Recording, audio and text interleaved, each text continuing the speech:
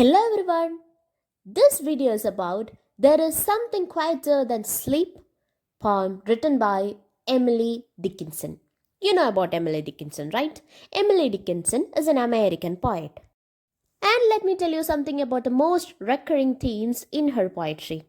Those were love, death, nature, and everything related to human beings. So let's talk about There is Something Quieter Than Sleep. There is something quieter than sleep within this inner room. It wears a sprig upon its breast and will not tell its name.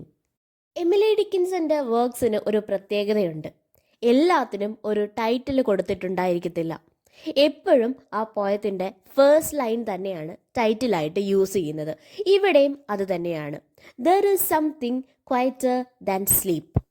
സ്ലീപ്പിനെക്കാട്ടിലും ക്വയറ്ററായിട്ടുള്ള എന്തോ ഉണ്ട്. അതെന്തായിരിക്കാം? ഉറക്കത്തെക്കാളിലും ക്വയറ്റായിട്ടുള്ളത് ഒന്ന് മാത്രമേ ഉള്ളൂ, അത് മരണമാണ്. അവിടെ full silence ആണ്. ഉറങ്ങിക്കിടക്കുവാണെങ്കിൽ നിങ്ങൾ ബ്രീത്ത് ചെയ്യും, അതുപോലെ തന്നെ നിങ്ങൾ തിരിഞ്ഞും മറിഞ്ഞും ഒക്കെ കിടക്കും. അപ്പോൾ ഒരു മൂവ്മെൻ്റ് ഉണ്ട്. അതുകൊണ്ട് തന്നെ അത്രത്തോളം ക്വയറ്റ് ആണെന്ന് നമുക്ക് പറയാനായിട്ട് സാധിക്കത്തില്ല. പക്ഷെ മരിച്ചു കഴിഞ്ഞാൽ ആ ഒരു മൂവ്മെൻറ്റ് പോലും അവിടെ കാണത്തില്ല.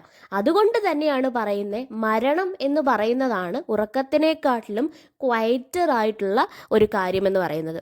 ഓൾസോ ഇവിടെ ഒരു ഇന്നർ റൂമിനെ പറ്റിയിട്ട് സംസാരിക്കുന്നുണ്ട്. എന്തായിരിക്കാം ഇന്നർ റൂം? ഡെഡ് ബോഡി കിടത്തുന്ന ഒരു റൂമായിരിക്കാം, അല്ലെങ്കിൽ കോഫിൻ തന്നെ ആയിരിക്കാം. ഡെഡ് ബോഡി കിടക്കുന്ന ശവപ്പെട്ടി, ആ ശവപ്പെട്ടിക്കുള്ളിലാണല്ലോ ഏറ്റവും കൂടുതൽ സൈലൻസ് നമുക്ക് ഫീൽ ആവുന്നത്. അപ്പോൾ ആ റൂമിൽ ഏറ്റവും കുറവ് സൗണ്ടുള്ള ഒരു അറ്റ്മോസ്ഫിയർ ആണ്. ആ അറ്റ്മോസ്ഫിയറിനെ പറ്റിയിട്ടാണ് ഫസ്റ്റ് ആൻസറിൽ ഡിസ്ക്രൈബ് ചെയ്യുന്നത്. ഡെത്തിനെ പറ്റിയിട്ടാണ് പറയുന്നത് എന്ന് ഒന്നും കൂടെ കൺഫേം ചെയ്യാനായിട്ട് ആ സ്റ്റാൻസയുടെ സെക്കൻഡ് പാർട്ട് നോക്കിയാൽ മതി. ആ സ്റ്റാൻസയിൽ പറയുന്നുണ്ട്, സ്പ്രിക്സ് ഇങ്ങനെ ചെസ്റ്റിൽ വെക്കുന്നുണ്ട്. നമ്മളിപ്പോൾ മരിച്ചു കഴിഞ്ഞാൽ നമ്മൾ നോർമലി കണ്ടിട്ടുള്ളത് റീത്ത്, നെഞ്ചിൽ റീത്ത് വെക്കാറുണ്ട്, ബോഡിയിൽ റീത്ത് വെക്കാറുണ്ട്. പക്ഷേ ഈ കൾച്ചറിൽ, അമേരിക്കൻ കൾച്ചറിൽ സ്പ്രിക്സ് ആണ് വെക്കുന്നത്. സ്പ്രിഗ് എന്ന് പറഞ്ഞാൽ കുഞ്ഞു കുഞ്ഞു പ്ലാന്റിൻ്റെ ട്വിക്സ് ഇല്ലേ, ബ്രാഞ്ചസ് പോലത്തെ, ചെറിയ ചുള്ളിക്കമ്പ് പോലത്തെ, അതിനകത്ത് ഫ്ലവേഴ്സ് ഫിക്സ് ചെയ്തിട്ട് അങ്ങനെയാണ് ചെസ്റ്റിൽ വെക്കുന്നത്. അപ്പം ആ ഡെഡ് ബോഡിയുടെ ചെസ്റ്റിൽ ഇതേപോലെ സ്പ്രിക്സ് വെച്ചിട്ടുണ്ട്. Also death is not ready to reveal its identity reveal ചെയ്യാൻ, അല്ലെങ്കിൽ പേരാണല്ലോ ഒരാളുടെ മെയിൻ ഐഡൻറ്റിറ്റി. ആ ഐഡൻറ്റിറ്റി റിവീൽ ചെയ്യാനായിട്ട് ഡെത്ത് റെഡിയല്ല.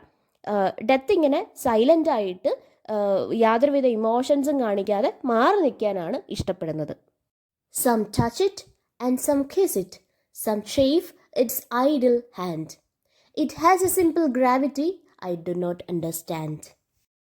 ഒരു മരണം നടന്നു കഴിഞ്ഞാൽ of course people will come for the very last time. ആ ഡെഡ് ബോഡി കാണാൻ, ആ മനുഷ്യനെ, നമുക്ക് ജീവിച്ചിരിക്കുമ്പോൾ അറിയാവുന്ന ആ മനുഷ്യനെ കാണാനായിട്ട് ആൾക്കാരിങ്ങനെ വരികയൊക്കെ ചെയ്യും. അപ്പോൾ അവർ പല തരത്തിലാണ് റെസ്പെക്റ്റ് കാണിക്കുന്നത്. ഈ ഡെഡ് ബോഡികളുടെ റെസ്പെക്റ്റ്, ആ സ്നേഹം, ഈ കാര്യങ്ങളെല്ലാം കാണിക്കുന്നത് അങ്ങനെയാണ്. ചിലർ വന്ന് തൊടും, ബോഡി തൊടും. ചിലർ വന്നിട്ട് ആ ഡെഡ് ബോഡിക്ക് കിസ് ചെയ്യും. അതുമാത്രമല്ല, ചിലർ വന്നിട്ട് കൈ ഇങ്ങനെ തിരുമും. ലൈഫ്ലെസ് ആയിട്ട് കിടക്കുന്ന, മൂവ്മെൻറ്റ്സ് ഒന്നും ഇല്ലാത്ത മരിച്ചു പോയ ഒരു മനുഷ്യൻ്റെ കൈ ഇങ്ങനെ തിരുമിയിട്ട് ജീവൻ തിരിച്ചു വെപ്പിക്കാൻ പറ്റുമോ എന്നുള്ള ശ്രമത്തിൽ വരെ ആൾക്കാരിങ്ങനെ ഓരോന്ന് റബ്ബ് ചെയ്യാറുണ്ട്. അങ്ങനെ പല തരത്തിലാണ് പല ആൾക്കാർ പെരുമാറുന്നത്. അപ്പം ഓരോ മനുഷ്യർക്കും ഓരോ രീതി കാണും. പക്ഷേ ഡെത്ത് എന്ന് പറയുന്നത് വളരെ സട്ടിലായിട്ടുള്ള ഒരു കാര്യമാണെന്ന് അല്ല പറയുന്നത്. ഡെത്ത് എന്ന് പറയുന്നത് ഭയങ്കര സിമ്പിളായിട്ടുള്ള കാര്യമാണ്, ഭയങ്കര കോംപ്ലക്സ് ആയിട്ടുള്ള കാര്യങ്ങളൊന്നുമല്ല. പക്ഷേ അപ്പോഴും നമ്മളുടെ സ്പീക്കറിന് കറക്റ്റായിട്ട് കാര്യങ്ങൾ ഡീകോഡ് ചെയ്തെടുക്കാനായിട്ട് സാധിക്കുന്നില്ല. അത് ഡെത്ത് എന്താണ് ഉദ്ദേശിക്കുന്നത്, എന്താണ് ഡെത്ത് എന്നുള്ള കാര്യമൊന്നും കോംപ്രിഹെൻഡ് ചെയ്യാനായിട്ട് നമ്മളുടെ സ്പീക്കറിന് പറ്റുന്നില്ല. സില്ലി കാര്യമാണെങ്കിൽ പോലും according to speaker it is very complicated. ഭയങ്കര കോംപ്ലിക്കേറ്റഡ് ആയിട്ടുള്ള ഒരു കാര്യമാണ് ഡെത്ത് എന്ന് പറയുന്നത്. ശരിക്കും എനിക്ക് അങ്ങോട്ട് ഡെത്ത് എന്താണെന്ന് മനസ്സിലാവുന്നില്ല എന്നാണ് സ്പീക്കർ പറയുന്നത്. I would not weep if I were they, how rude in one to sob, might scare the quiet fairy back to her native wood.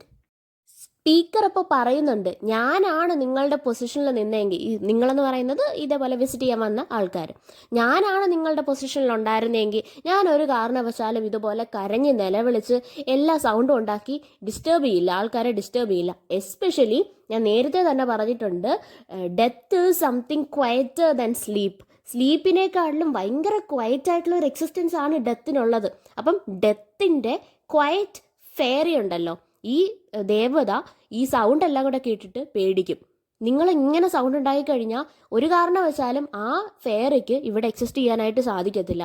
അത് അതിൻ്റെ തന്നെ നേറ്റീവ് വുഡിലേക്ക് പോകും. ഈ നേറ്റീവ് വുഡ് എന്ന് പറയുന്നത് ചിലപ്പം മരിച്ചു പോയവരുടെ ഒരു ലാൻഡ് കാണുമല്ലോ, നമുക്ക് ഫിക്ഷൻ റിലേറ്റഡ് ആണ്. മരിച്ചു പോയവരുടെ ഒരു ലാൻഡ്, വെറും ഇമാജിനറി ഒരു എക്സിസ്റ്റൻസ് ആണത്.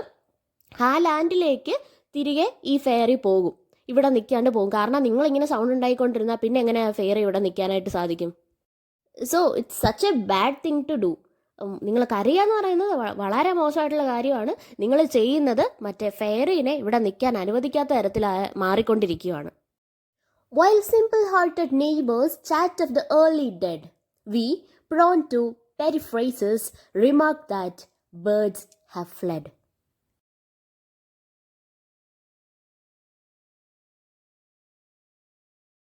ഡെഡ് ബോഡി കാണാനായിട്ടെത്തിയ നെയ്ബേഴ്സ് മാറിയിരുന്ന് സംസാരിക്കുന്നുണ്ട്. അവരിങ്ങനെ പറയുന്നു, ഓ കാലം തെറ്റിയാണല്ലോ മരിച്ചത്, അത് മരിക്കാറായിട്ടുള്ള പ്രായം പോലും ആയിട്ടില്ലായിരുന്നു, ചെറിയ പ്രായമായിരുന്നു, ഇങ്ങനെ പ്രിമച്ചോർഡായിട്ടാണ് മരിച്ചത് എന്നുള്ള കാര്യങ്ങളൊക്കെ ഇങ്ങനെ അവരിന്ന് പറയും. അവർക്ക് കറക്റ്റായിട്ടുള്ള ഐഡിയ ഒന്നും ഇല്ല, എന്താ എങ്ങനെയാണെന്നൊന്നും അറിയത്തില്ല.